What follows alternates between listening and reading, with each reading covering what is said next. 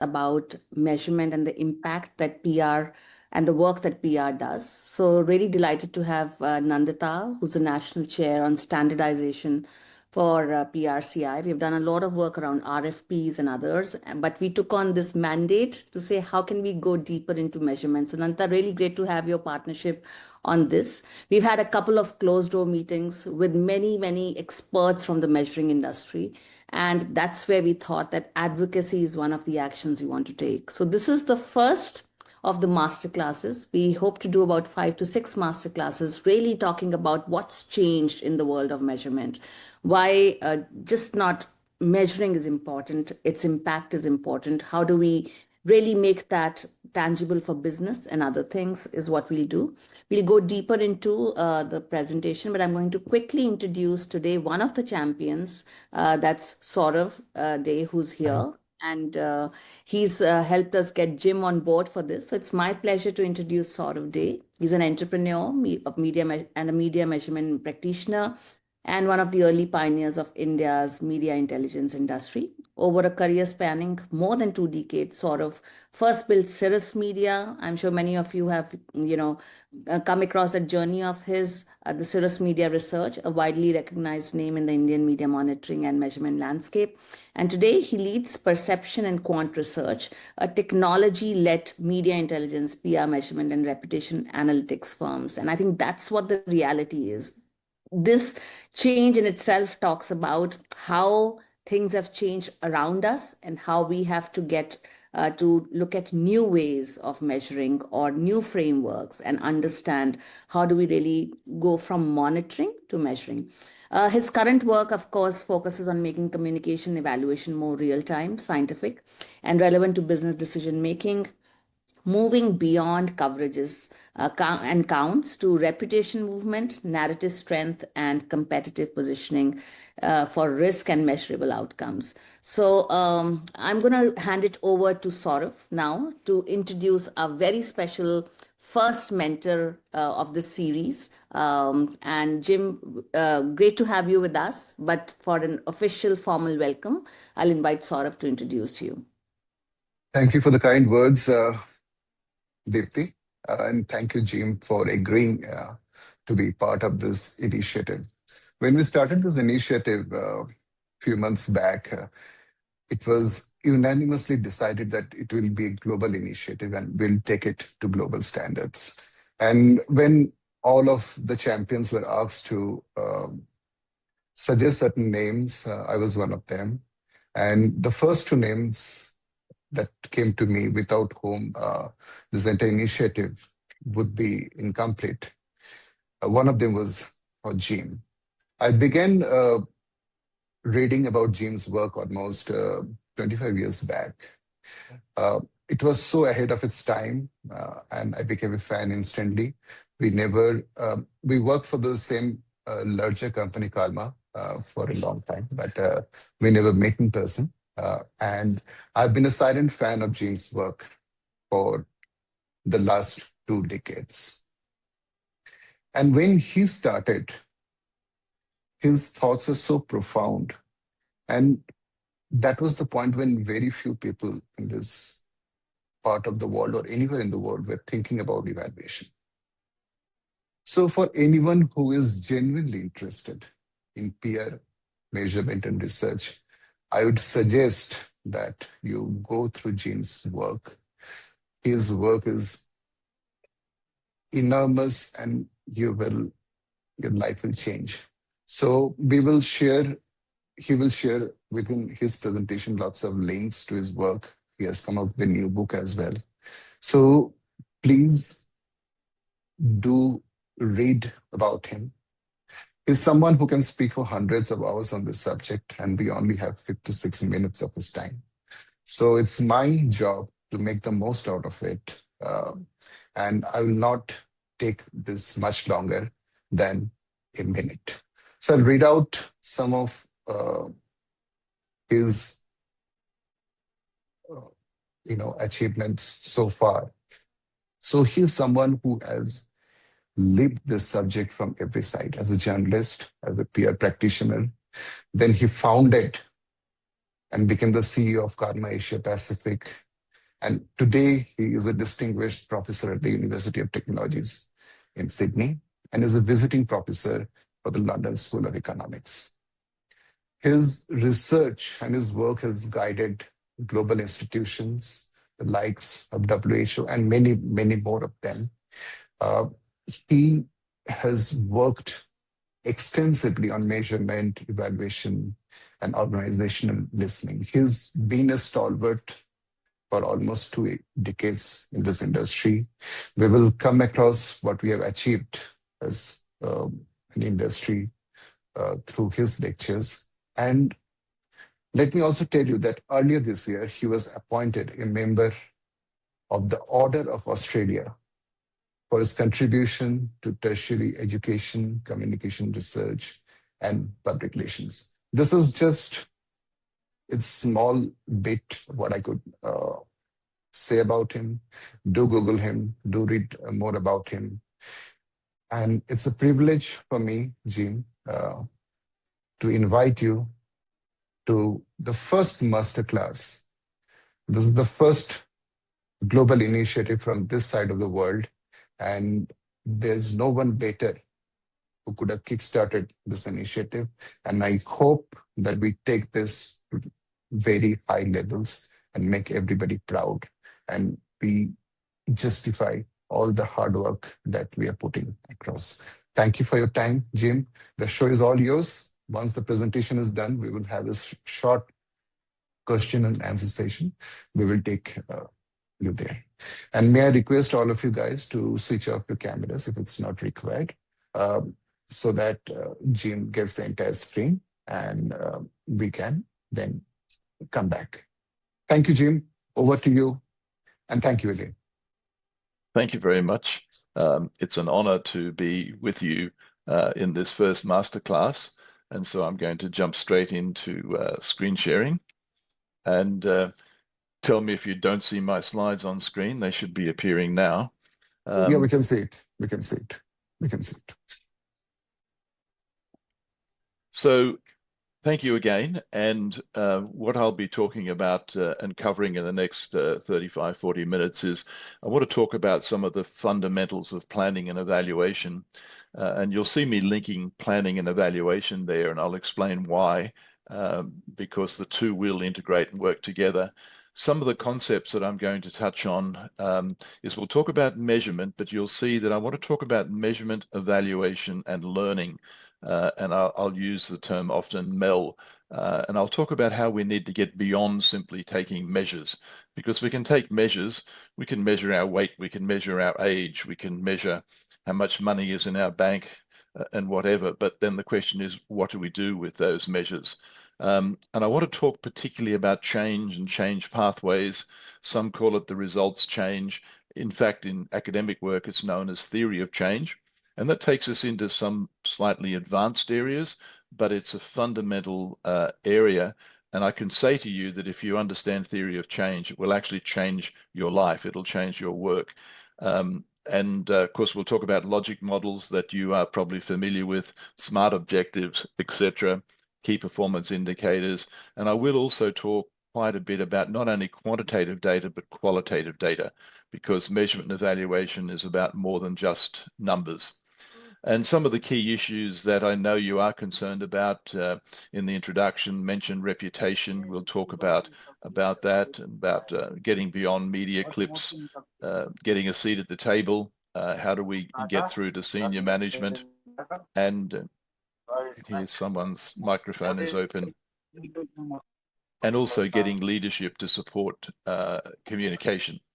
And then, of course, we will have time for Q&A. So jumping right in, one of the first things you'll notice in our field is lots of terms. We use the term monitoring. We talk about measurement. There's a lot of talk about evaluation. Some put the two together. In AMIC, we talk about measurement and evaluation, often abbreviating it to M&E. You don't have to use this language, but I regularly now talk about measurement, evaluation, and learning, MEL. And I'll explain why and give you links and further reading on those areas. The reason I talk about MEL is because we begin with measurement, but measurement is simply doing monitoring and taking measures. we can take a lot of measures, but what do we do with them and how do we know they're meaningful? Well, so the second step is we need to analyze those measures. We have to analyze the data, which is part of evaluation. And part of evaluation then is making judgments. And we shouldn't make subjective judgments. Judgments we make will be, for example, comparing the measures we get with our objectives. Are our measures reflecting our objectives? We also compare our measures to our key performance indicators to measure progress. And so it's very important to move beyond measurement into a true evaluation, which is analyzing data and making judgments about that data. Is it progressing forward? And then the learning part is as we finish evaluation, we identify the results, but those results are always in the past.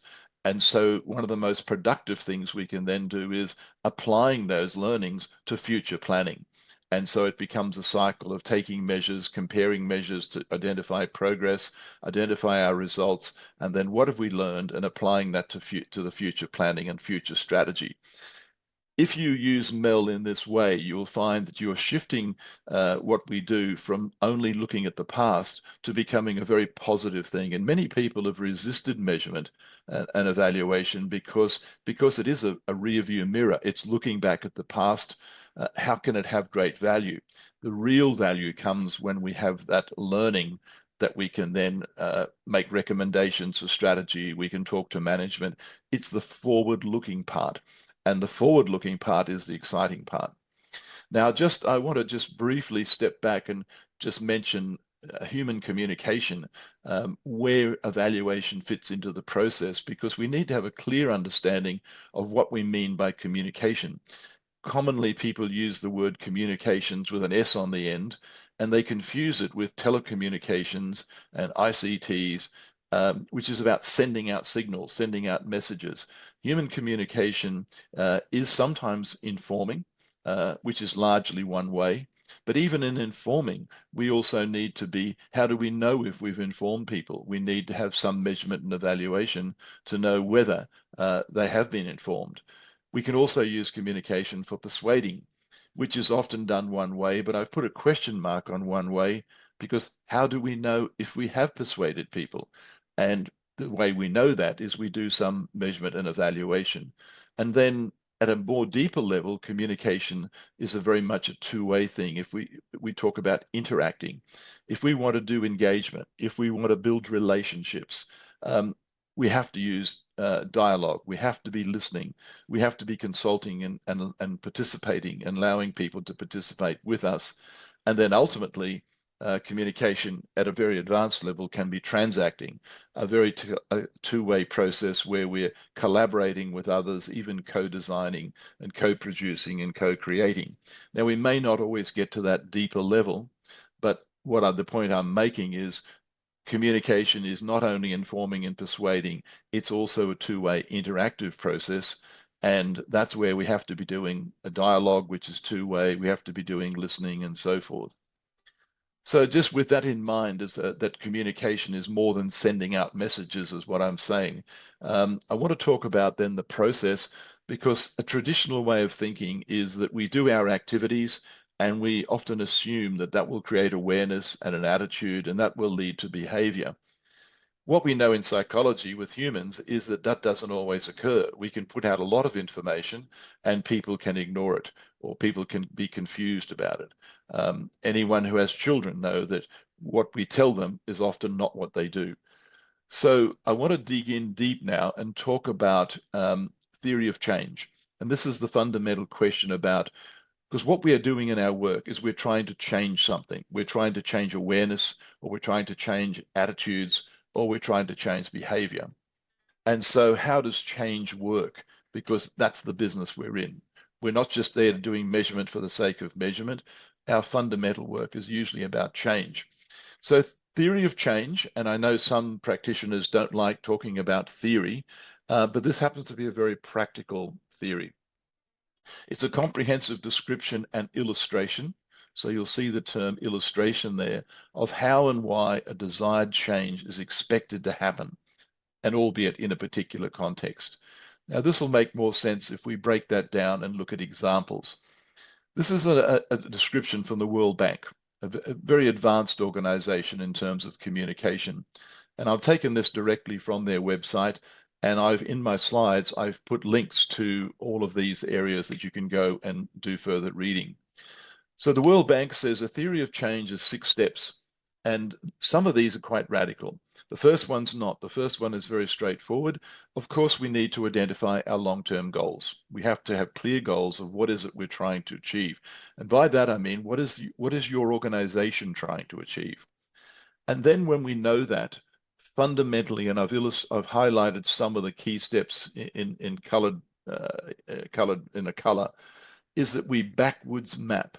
And what we mean by that is we look at the goals. We don't think about what we would like to do. We think of the goals and we backwards map to connect and identify the preconditions, the requirements that are necessary to achieve those goals. So what is going to drive the organization's goals?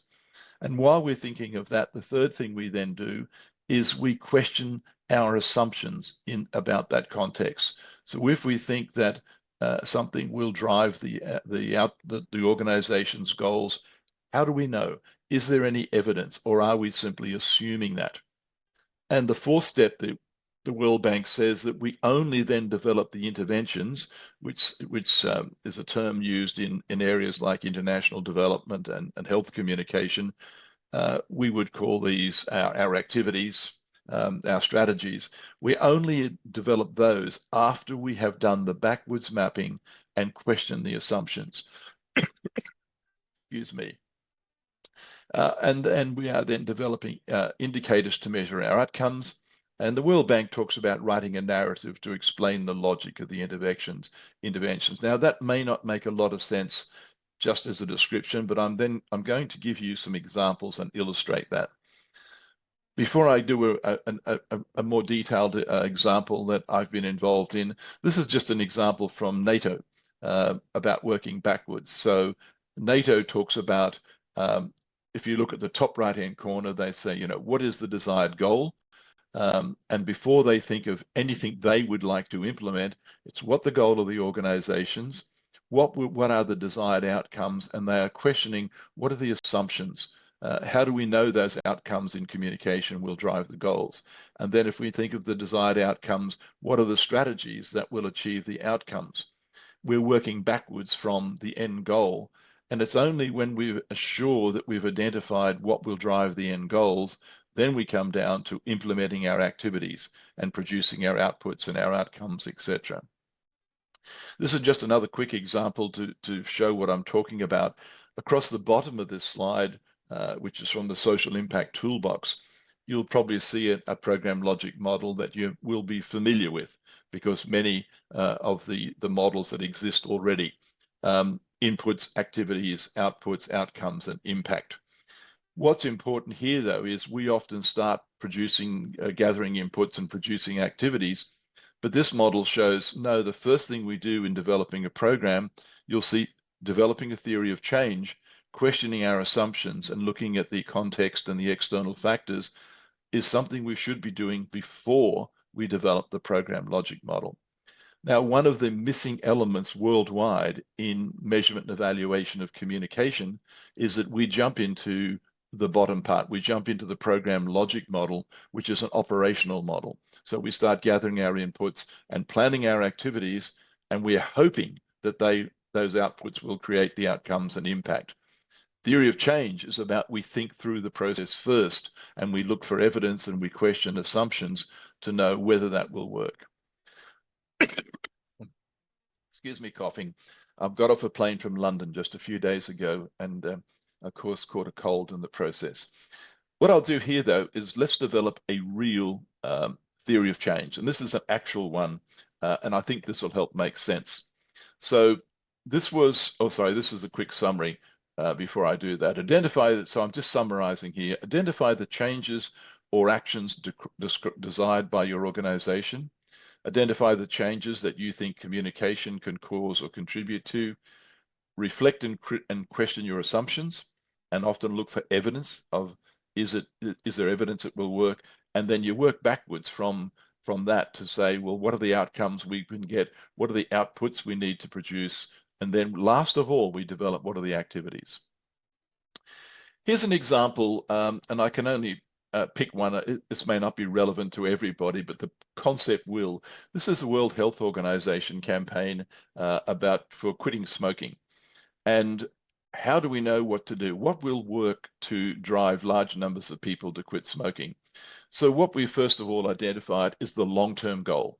The long-term goal was to have a significant numbers of people to quit smoking, and not just a few, but a significant number. That's the long-term goal. So we're not thinking about what we should do first. Why do we want that to happen? And this is the narrative of change that the World Bank talks about. That's an important goal because it will develop improved individual health, improved economic situation for people when they quit smoking, and very importantly, reduced healthcare costs. So it's a very important goal. That's the long-term goal.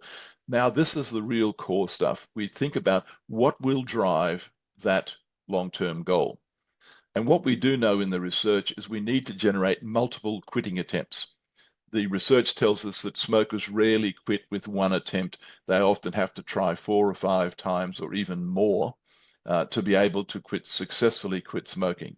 So we know that we have to generate multiple quitting attempts. We keep working backwards. Well, what is going to drive, and I'm using the term drivers as a simple term, what will drive multiple quitting attempts? Well, the evidence tells us that health practitioners' advice is a major driver. So theory of change is also a very honest process. We're not just jumping in and assuming that communication can do it all. We are looking for evidence and questioning assumptions to say what will actually drive this desired change. And we've got to acknowledge health practitioners' advice will do it. We also know that quitting aids, patches and gum and apps can do it. And we know that economic incentives like taxes on cigarettes can do it. So this is looking, how do we know this? This is looking at research literature. And so far, we haven't seen any communication. But this is an honest theory of change, what will drive significant numbers of smokers to quit smoking. So what will drive quitting attempts? Well, what we know is there has to be an intention to quit smoking. And I don't just mean a vague intention. Smokers need to be very committed and have a firm intention, and they need to stick at it. They can't just try once.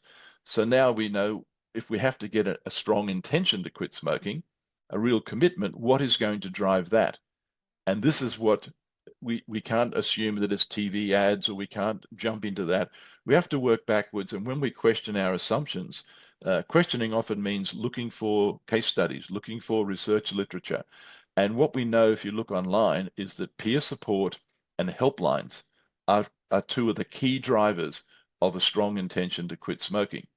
And so now I've put communication type activities in green. So this is something we know is a guaranteed driver of intention to quit smoking. So it's telling us that this is something we could do, generating peer support and producing helplines. And we also know that success stories help drive smokers to quit smoking. So now we're starting to work backwards in a theory of change to say, well, okay, how do we produce those? And we know that, well, to get success stories, we need to do interviews. We can recruit peers to participate in peer support. We can promote the services like peer support and helplines. And of course, we need to create awareness of that peer support and those helplines. And so we're working backwards to say, we now know that peer support and helplines is a key driver that communication and PR could produce. And these are activities. So finally, we work right back to the beginning. And we know that producing an app like a commit to quit app and peer stories, we now know the actual things we should do that can be guaranteed drivers of change. And we call that the pathway to change. So if we think of any long-term objective you've got, it could be to build reputation, it could be to promote a product. We put that at the top of the board and say, basically, what are the drivers? And then you work honestly through it, and where can we as communicators produce something that will help drive that change? And this is the reverse of traditional planning, where we start thinking, well, let's produce some publicity, or let's produce a website. How do we know? And theory of change is a very different way of doing it. and it does change fundamentally. And so what you can see right away, it's a planning tool, and it's also an evaluation tool. But the benefit of linking planning and evaluation is that if we plan using theory of change, we've already identified evidence that what we do has a very high probability of producing that change. So theory of change, and we can come back and talk questions about that. I encourage you to do more reading, because theory of change is something that most of our industry has skipped over, and it's been put aside, and we jump straight into program logic models. Now, program logic models are very useful, but they are the second thing we do. Now that we know what will drive change, we now know what our inputs, and we can do a program logic model as an operational model, a planning model to implement. So let me just give you a couple of examples to talk about how we have a good program logic model. And I'm sharing one from the World Health Organization for two reasons, because there's two things that are very important in this model. The first one, you'll notice that across the top, it has very traditional stages: inputs, activities, outputs, and then outcomes and impact. What you will see, though, is impact is set off to the right slightly with a gap. And that signifies that impact is often long-term. It's often downstream. The work you do may well not have a final impact for 1 year, 2 year, even 3 or 4 years. Building reputation, for example, happens over a number of years. So if you are doing evaluation on a monthly or quarterly or even annual basis, you may not be able to identify impact immediately. And so this model is useful in just acknowledging that impact is downstream. The second thing at the bottom of this model is a little note to say that communication is only one driver of impact. So it's thinking back to theory of change. It's acknowledging that there's going to be other drivers, and it's useful for us to know what those are and to be sure that communication is one of the drivers. So we're noting that impact is difficult to achieve, is long-term to achieve. However, if you look at the top of that model under communication, what it very clearly shows is that not just doing activities and producing outputs, is that communication must produce outcomes.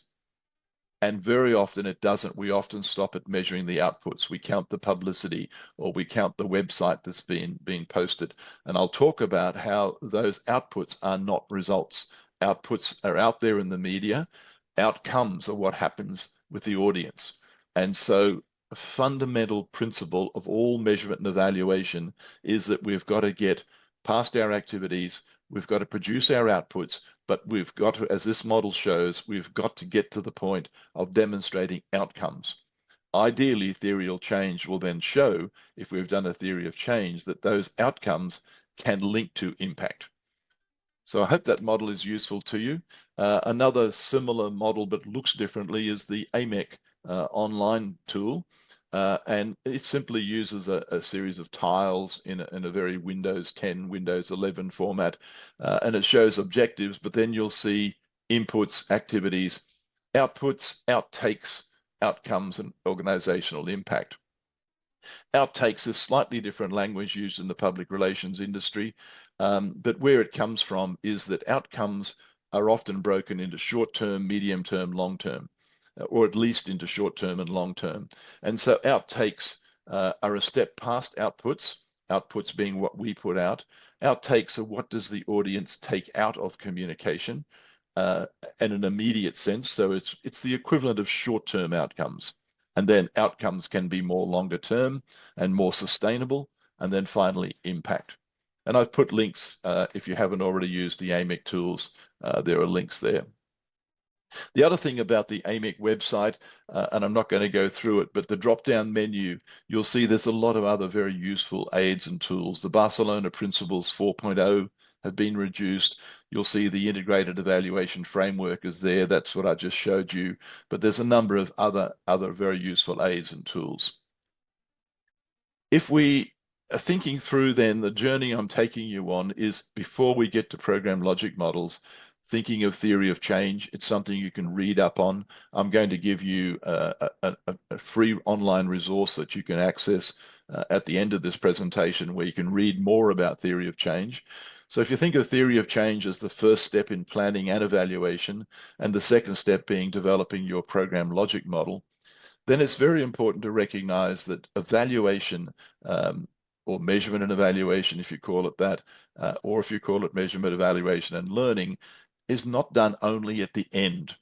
A third key principle that I'm talking about is that evaluation happens at least at 3 stages. We talk about formative, which is ex ante or before we even begin implementing, then process, during, and summative, or what some call ex post, afterwards. So why do we need to think of evaluation this way? And this is quite radically different to the traditional way of doing evaluation, which is doing it at the end. The reason we need to do formative evaluation at the beginning is we must identify baselines. I've evaluated literally hundreds of communication campaigns, and one of the fundamental failings is that even when they produce good measurement at the end, they don't have any measures from the beginning. So if we've looked at a measure of awareness or a change in attitude, or a level of attitude as a measure at the end, how do we know what it was at the beginning before you did your communication? And so the first step in a program logic model is doing evaluation at the very beginning to establish baselines. What is the existing awareness of your product or your brand? What is the existing attitudes? What is the existing behavior? The second thing we need to do formative evaluation, of course, is audience understanding, understanding their interests, their concerns, even their channel preferences. How do we know an audience's most trusted source of information? Do they rely on social media? Do they rely on websites? Do they simply use the AI summary at the top of Google, or do they drill down and go to other websites? Do they trust certain journalists and certain media? That information from formative evaluation fundamentally informs the way you design your campaign. I've said at many conferences that if I had my time over again, I worked for many years as a practitioner.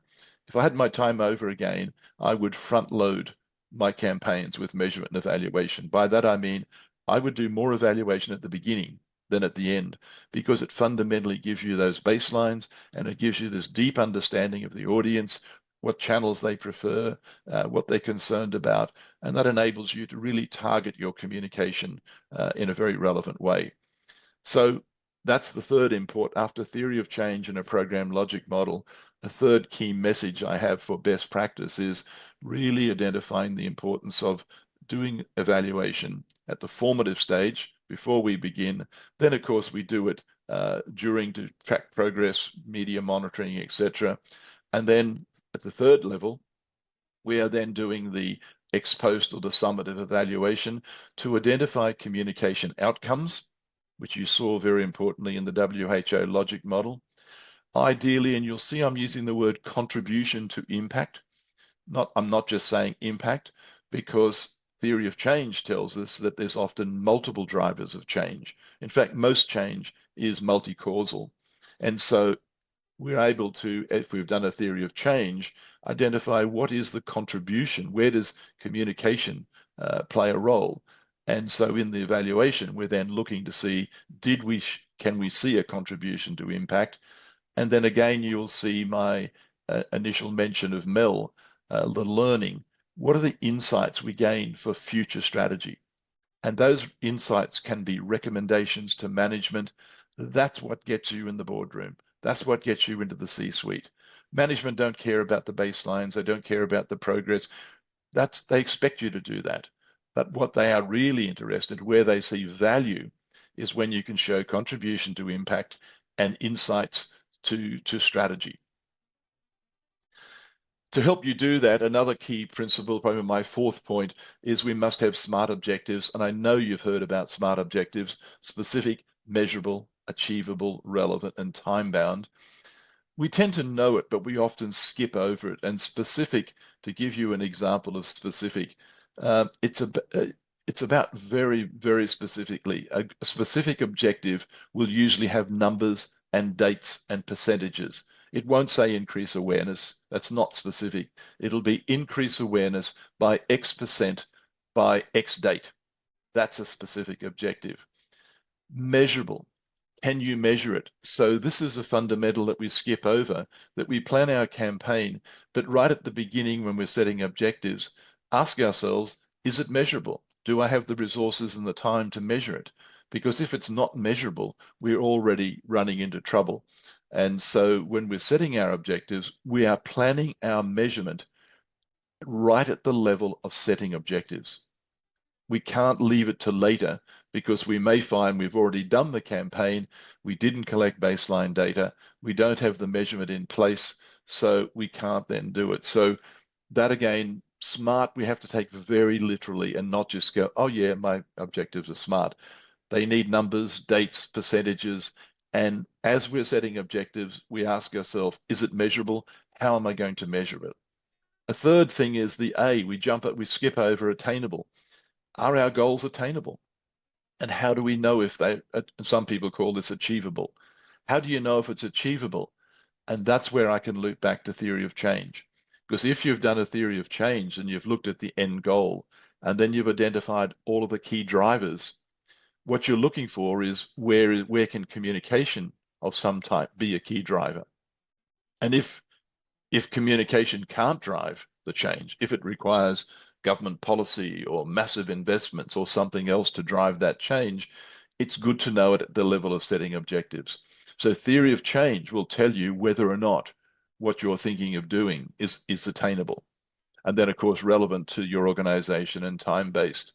So I really urge you, theory of change, program logic models, stages, formative process and summative evaluation, and making sure our objectives are very smart. And it's from your smart objectives, do you draw your key performance indicators? Now, this might all sound very complex, but in fact, we're going to start to narrow this down and make it more practical and doable. Because the reason we take key performance indicators is right away it tells us we're not going to measure everything. That's really important. We're going to think broadly, but we're going to measure key performance indicators.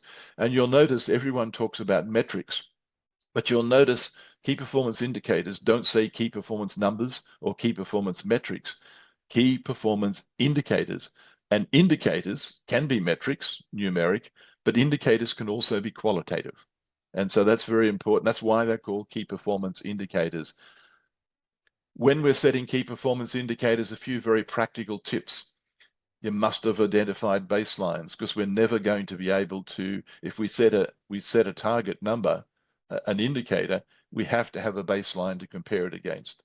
So that goes back to what I was saying about doing measurement, evaluation, and learning and doing formative evaluation. Also, very practically, avoiding highly aspirational targets. You may get pressure from management to have very ambitious targets. They want to create brand awareness by 50% in 6 months, or sell huge volume of new products, etc. How do we know whether our targets are too aspirational? Are they realistic? Theory of change is the answer. Do you see why I'm linking back to it? Because if we've done a theory of change, we've thought through carefully, we've looked for evidence, we've questioned assumptions that what are the drivers that will achieve the outcome. And if we've done a theory of change, we will know whether our communication objectives are achievable and are realistic. So again, theory of change helps you through this process. If we skip over it, we may end up with objectives and KPIs that are far too ambitious, and we're never going to be able to achieve them. That's one of the reasons that many people don't do a measurement and evaluation, is because we're often fearful or we're worried that we're not going to be able to show the results that people are expecting. When we do, I often put a theory of change up on the screen to the client and say, this is what you want to achieve based on evidence. Here are the key drivers, and you'll need to do all of these things, and we can then get the result. Again, KPIs, don't try to evaluate everything. The whole purpose of KPIs is you're going to select how many, there's no set rule, but more than likely it's going to be 3, 4, or 5 really key measures you're going to measure. You're also, though, very importantly, should not only have KPIs that are about outputs. And this is the falling down where we often have KPIs to achieve a certain amount of media publicity, to achieve website visits, etc. But they are really only still outputs. It's good to have a KPI at the activity level. We need to get the activities done within budget, have a KPI at the output level, but also have some KPIs at the outcomes and impact level, which we often don't have. Make sure your North Star objective aligns to management's key objectives. So in your KPIs, there's usually going to be one hero KPI, and it's got to be something that management wants to see and something you know that you can achieve. We're moving towards then the how. What are the relevant metrics? And this is just a screenshot that on the AMIC website, there is a list of all the types of things we could measure. So you'll see they put under the logic model titles, inputs, the activities. What can we measure at the output level? Because output is about distribution. It's about exposure. There's an error there that reception actually is an outtake. So we're updating this. Outtakes are the attention, the awareness. Outcomes, of course, we're starting to change attitudes, etc. Just a few practical things to talk about here is worldwide still, our industry is focused on outputs. And my cartoon talks about, how many media impressions we get, media impressions being the #1 metric used in public relations. But media impressions is only a hypothetical estimate of how many people might have seen the content. We don't know for sure they did because people don't read everything in the media. So a fundamental in all of these things is getting from outputs to outcomes and impact and knowing the difference. Here, I just want to talk about one of the big traps in evaluation, something that has really plagued our industry for a long, long time. And it's been warned about. I mean, PR academics have warned about this for quite some time. Cutlip and Center as one of the major PR textbooks that some of you may have studied or read. Way back in 1985, they said this: the common error in program evaluation is substituting measures from one level for those at another level. What do they mean? Jim Macnamara had it even more explicitly said. He said it's a metric gathered at one level of analysis, and he says to show, it should say to claim an outcome at a higher level. In other practical terms, taking something like a media impression, a number, and saying it's an outcome. Media impressions is still in the media, and I'm going to give you a tool to tell the difference. So media reach and impressions are often counted as outcomes. Media sentiment is sometimes seen as an outcome. And very often, many suppliers will have secret algorithms. When I was working at the World Health Organization, we had one media analysis company giving us an impact score. And they were calling it an impact score. But actually what it was media impressions multiplied by a dollar amount. It was not impact at all. It was just talking about the volume of media publicity. Now, they could have called it a visibility score. That would have been accurate, but they were trying to call it an impact score. 2 simple tests to avoid substitution area. This is just 2 little tests that you can use to find out whether the data you've got, is it an output or is it an outcome? And I give them very simple names. The first one is called the doer test. If you've got a bit of data, who's doing it? Media impressions, it's in the media. Or you could also use the site test. Where is the data coming from? Where is it occurring? And I'll give you a logic model that you can have a copy of, and it helps you. It'll help make this possible. So here's a tool you can use to clearly identify whether what the data you're gathering, is it an activity, an output, outcome, or an impact. Inputs, activities, and outputs are things that practitioners do and produce.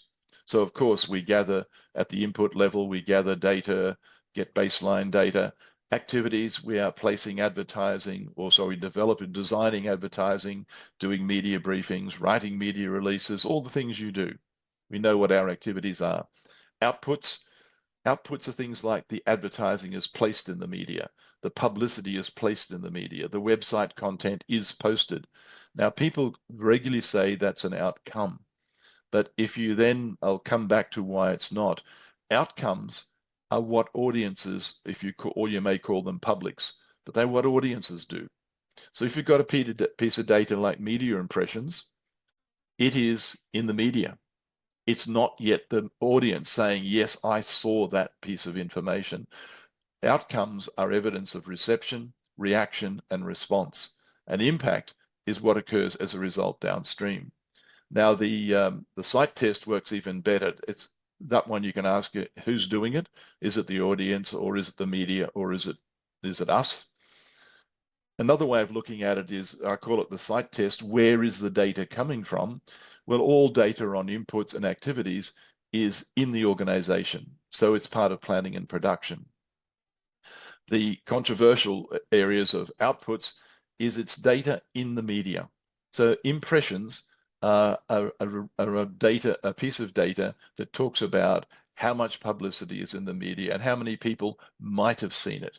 Remember, impressions is not how many people actually saw it. It's who might have seen it, because it's based on circulation or number of followers, etc. Same with video views. People will often argue and say, but we had so many video views. Yes, but we don't know what the audience took out of the video views. They may have seen the video and hated it. They may have seen the video and not understood it. So the video is still in the media. The social posts are in the media, and so forth. The thing I said before is very importantly this, is that any example of outcomes, short-term or outtakes, if you call it that, short-term outcomes are often called outtakes. They are data from the audience. This is a very simple and key tool for you to use, because there's huge confusion. Now, I've separated short-term and longer-term outcomes. So what am I talking about? Outcomes begin with low levels of engagement, like follows and likes. Follows and likes are not particularly important because, I follow Donald Trump, and that's not a good thing. I follow Donald Trump to see how crazy he is. So follows are a very basic, but they are an audience response, particularly likes.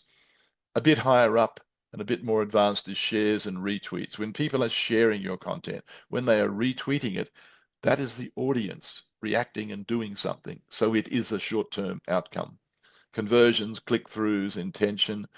At a more advanced level, increased awareness, positive attitude, increased trust, behavior change, and so on, are all examples of pieces of data, measures if you want to call them that can come, that you can collect.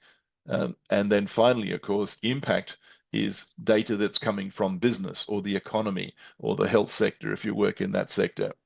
And I've just given examples in those columns. You may have many others, but hopefully that's a very useful tool to not only emphasize the need to get to outcomes and impact, but to show you what they are. Because one of the biggest confusions in our industry is people measuring the volume of publicity and how many views they got, etc.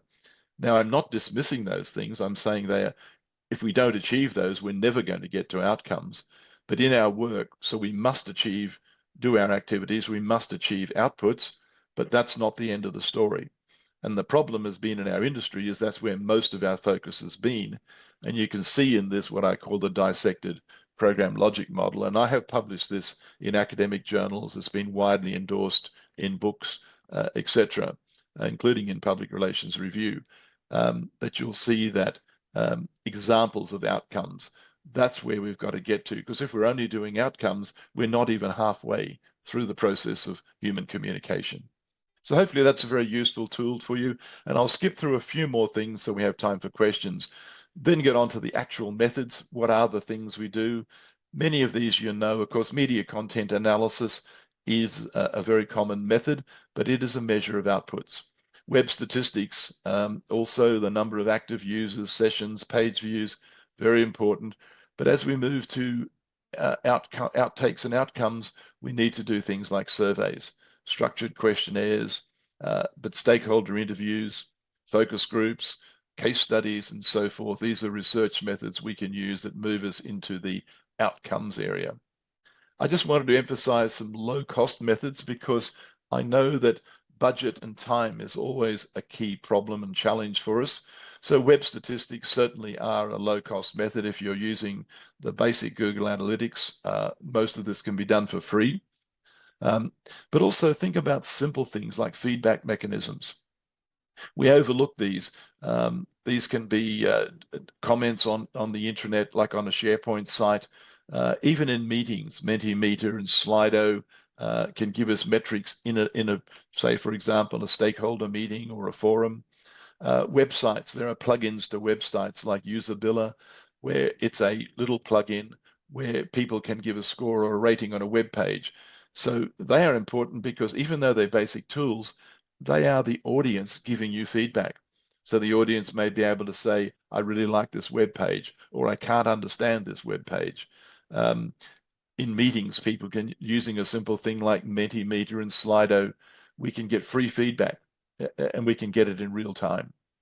DIY surveys, we can use SurveyMonkey and Google Forms or Microsoft Forms, and we can do surveys.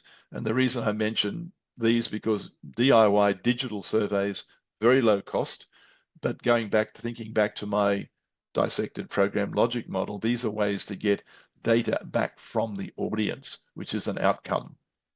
DIY interviews, and I've emphasized here key informant interviews. This is a totally underused measurement method in our field.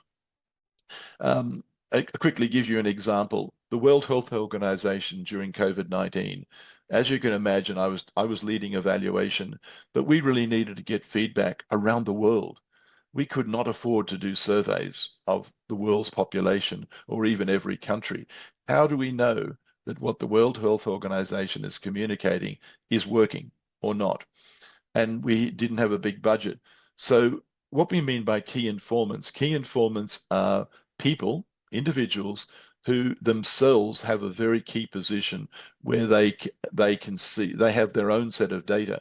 In the World Health Organization, a good example were directors of national health authorities or major health organizations. So the directors and senior staff of national health authorities, they themselves had a lot of research and a lot of feedback of what was happening in their country. So we could do one interview in the Philippines or South America or Argentina to a senior person in the National Health Authority who could then give us the views from that country because they, if you like, had line of sight over their own area. And so we did 22 interviews, only 22 interviews. It only took a few days, and we had information from 22 countries. Now, it wasn't a quantitative study, but of course, key informants are very important people who have a lot of information and a lot of evidence in their own hand that we can tap into and don't have to go out and collect. So think of who might be key informants that you could talk to get feedback. And very often a small number of interviews can give you access to a huge amount of information. Some of our key informants, in fact, had actually had surveys done themselves, and they had thousands of responses. And so we could ask them questions and they could talk on behalf of those thousands of responses. And even simply engaging and talking with people in meetings, we very often overlook those simple things. Just to mention organizational listening, which is a related area of my research, at the end of the day, true evaluation of outcomes is basically about listening to people. We can do the outputs is mostly about monitoring what's in the channels, what's in media, what's in websites, what's happening there. But ultimately, to understand outcomes, we need to be listening to people. And I talk about an architecture of listening, and it's something you may want to read up on more, where we can build a culture into an organization that the organization is listening, meaning it's collecting data from its stakeholders all of the time. And so ultimately, measurement and evaluation can be integrated into an organization's structure. And just to give a few examples, I won't go through them all, but listening can be low cost or high cost. On the left-hand side, I've mentioned simple informal methods, meetings and forums and town halls. If you have meetings with key stakeholders, you can digitally record those meetings. You can then do transcripts and analyze what people say. Something as simple as an advisory board or an advisory committee is a way of listening to your sector. Social listening is tracking social media. Research methods like surveys are important, and I've emphasized textual analysis because textual analysis isn't just done on media. We can do it on transcripts of meetings, transcripts of interviews, transcripts of written complaints, submissions, etc., where we can do analysis on a whole range of documents, as well as stakeholder interviews and key informant interviews that I've mentioned. And then there are also specialized listening methods where we do public consultations. And these are areas where the public relations industry has really missed out. Because when we look at public consultation that governments do and some companies do, sometimes it's in national infrastructure companies and so forth are often required to consult. Very often it's done by specialists and the public relations and communication people are not involved. But public consultation is a way of getting direct public feedback. And then there's methods used extensively in Europe like citizens' juries, citizen panels, citizen councils, where you set up a group of people who are relevant to your business or organization and get feedback. I'm going to draw to a close here and have some questions. I mentioned, Mel, you're very welcome to download this document. It's a 42-page manual, but it is full of images and simple dot points. It's free of charge, and it's available on the AMEC website. Many of those things I've talked about, like the dissected program logic model and theory of change, are extensively discussed in this free downloadable resource. So quickly summarizing, don't be concerned about theory and theory of change. Theory is simply knowledge, so don't be afraid of theory of change. Read up on it. It can radically change your planning as well as your evaluation. In evaluation, there is no single solution. We've talked about there are many methods. I've talked about integrating planning and evaluation because good planning sets up how you will do measurement evaluation, and also theory of change will ensure you don't promise to do things that can't drive change. You will be identifying the drivers of change, and then you will focus on one or two or three of those drivers. So planning backwards, identifying the desired impacts. Don't start with what you think you should do or what you like doing. Start with what are the objectives, and I always ask the question, what is the driver? What will drive the change? And is it communication? Is it something else? If it's communication, where does it fit? Where does it contribute? Be evidence-based in all of your work.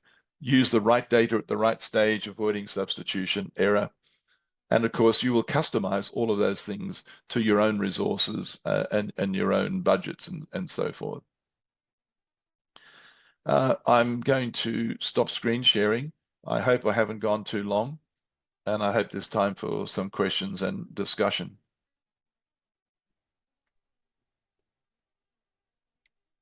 Hi, Dipti. So how do we take this So forward? I think We we're on all the top. Yeah, we're on the top of the hour. But if there are one or two burning questions, we'd like to please introduce yourself. You could put an icon to raise your hand. And Jim, while people are asking questions, it was really, really in depth, and we could have gone on with this presentation to understand more for almost 3 hours. And I'm sure all of us have lots of questions to ask you. But again, for today's session, we only have limited time. We will try and see if we can get some questions so that the team can do some justice. They can ask some questions. Anyone ready with the question right away, or maybe I can start with something? Yeah. Okay, we have Krishindu Banerjee. Hi, Krishindu. Hi, and it was an honor, to listen to Mr. McNamara, and it was really eye-opening. I won't take up much time. I'll just ask my question right away. So, Mr. McNamara, you talked about theory of change and how we should take, the whole approach, working backwards, looking at the final impact and then going on from there to the starting point. And you also talked about that at each and every of these stages should involve assessment. So we do the formative assessment, the first evidence-based thing, and then we move on to process and then the summative thing. But say, for example, I work for Perception and Quant, and ours is a media analysis firm. So we are not into market research or anything. So when we look at, when we look at this kind of an approach, uh, as you said, that listening to people comes in first, and you also, strategize basis what the people are saying. And you also gave the example of, WHO, where you had a media analysis firm coming to you and saying that this is impact. Uh, Now, my question is that with the kind of limitation that a media analysis firm has, we can only get to the point of output and outtakes, in the sense that basis the available data that we have. So most of, because we cannot go beyond a point where you talked about KPIs being not just numeric, but qualitative as well. We cannot actually reach that point. So how do we bridge that gap? So that's a very powerful question. Thank you. To just think back, it was mentioned in the introduction that I founded Karma International in Asia Pacific, and we introduced, of course, media analysis, but we were doing surveys in 1995 because, and I think this is an issue for the industry, is that we are very media centric, and our media analysis companies do an important job. We must have that media data, but that we've been stuck in a media focus and an output focus for the last 20 years. And if anyone asked the blunt question, why are we not in the boardroom? Why have we not gone further? It's because we have been mostly focusing on what's in the media. And so I guess my honest advice is to do true evaluation and to gain insights and to gain recommendations. We have to do more. The technology exists, for example, to do e-surveys. There's no reason why a media analysis company, as Karma did, and as Karma today is doing, Mazen Nahawi in UAE, who's now leading Karma, also does surveys as well, and then integrates media analysis data and which measures outtakes, as you say, and survey data that takes it further. So that's, I believe, an evolution and a development that the industry has to undertake. And probably partly it's hereditary because many of us came out of journalism. Certainly the early adopters in measurement and evaluation of PR came out of journalism. Their focus was on media, and we sort of stayed focused on media. But we need to be social scientists. Communication is a social science. Very Thank well you, said. sir. Very well said. Next question, please. While we get to the next question, because you have seen it right from the beginning and you have seen things change, and it has changed very fast in the last couple of years, thanks to technology and all of it. And we believe and what we foresee is that there's a huge change coming our way. So can you, with your global experience, can you tell us what you're seeing? Because you have been in the incubation stage and you are at a stage where things are moving really, really fast. So if you can tell the audience what you're seeing across the globe and how things are moving. Well, of course, the big change, the big tidal wave at the moment is AI. Well, is generative AI, and specifically because we've been using AI for many years. Machine learning text analysis is using AI, it's using algorithms, but generative AI is only just being worked out. I think generative AI is still in its infancy in many ways because the returns from AI depend on the large language model that they're accessing. And if you actually crack open, whether you look at Perplexity or Claude or Gemini or Copilot, any of the LLMs, most of them are actually looking at, they put it this way, they can't access government databases, they can't access academic databases, they can't even access some media. Many big media organizations are blocking access. they're accessing Reddit, they're accessing social media. So the LLMs at the moment are actually quite inaccurate. They do a good job for what they can access. I believe that over the next few years, the Gen AI engines will negotiate access to other databases.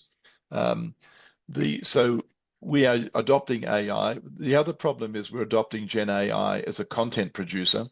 Again, it reflects our industry's focus on producing media. Gen AI is also a powerful analysis tool, and it can be used not only on public large language models, but for example, recently I was involved in analyzing submissions to a government consultation where there were thousands and thousands of pages of submissions. Now, that's a large language model, but it's not a public model. It was a closed model. And of course, it is an accurate model because it's exactly what people submitted.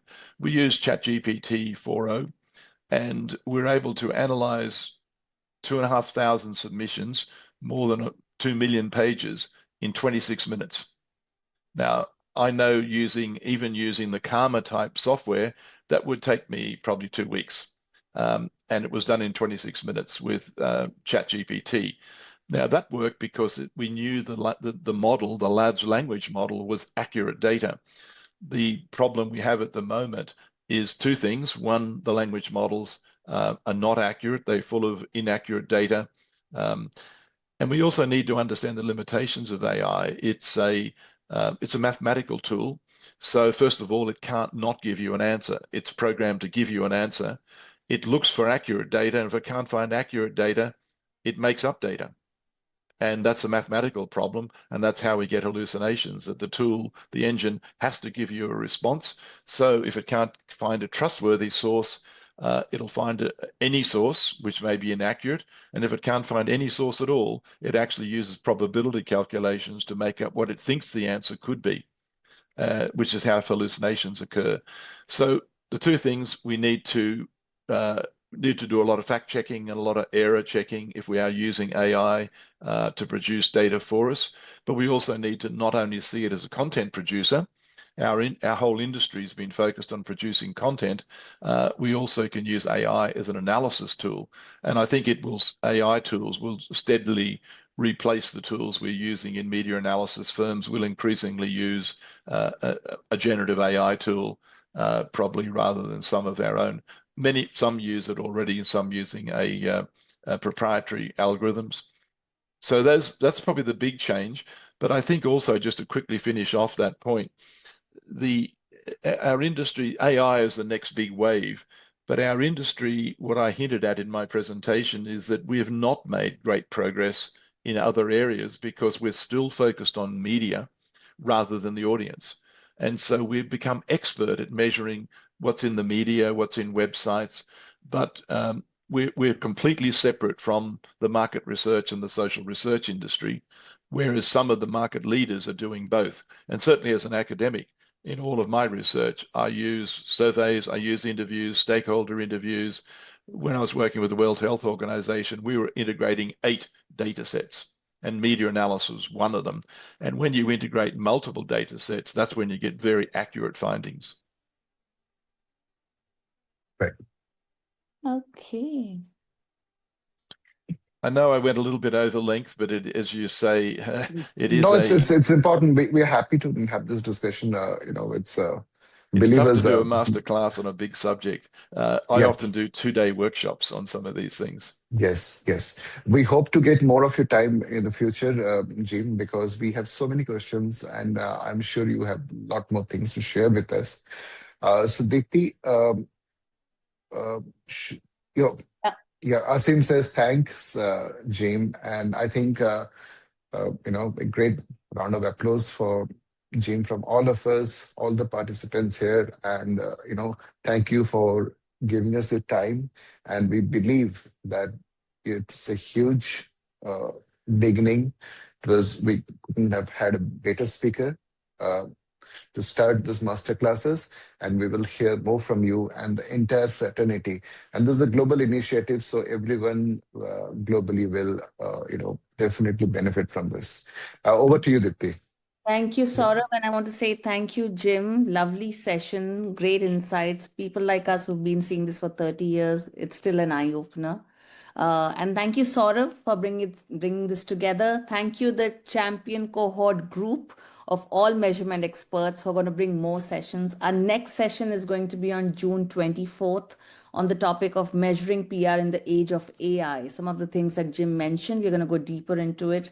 And this will be with Ramnath Bujesh, who's the country manager at Meltwaters. He's based out of Singapore, and we are looking forward to have him in the next session. So, guys, please tune in again. And if you have further questions, please send it to me. I can have Jim answer offline for us. I hope, Jim, that's okay. Thank you. Great start to the session. And Saurav, thank you again for making this happen. Thank you. Thank you, Thank you, everybody. Jim. Thank you for your time. And let's hear more from you in the future sessions. Thank you so Thank, much. And thank thank you you all all. of, thank you, Enter team. Thank you, participants, for making this a huge success. All the best. Thank you. Thanks, Jim. Bye. Take care.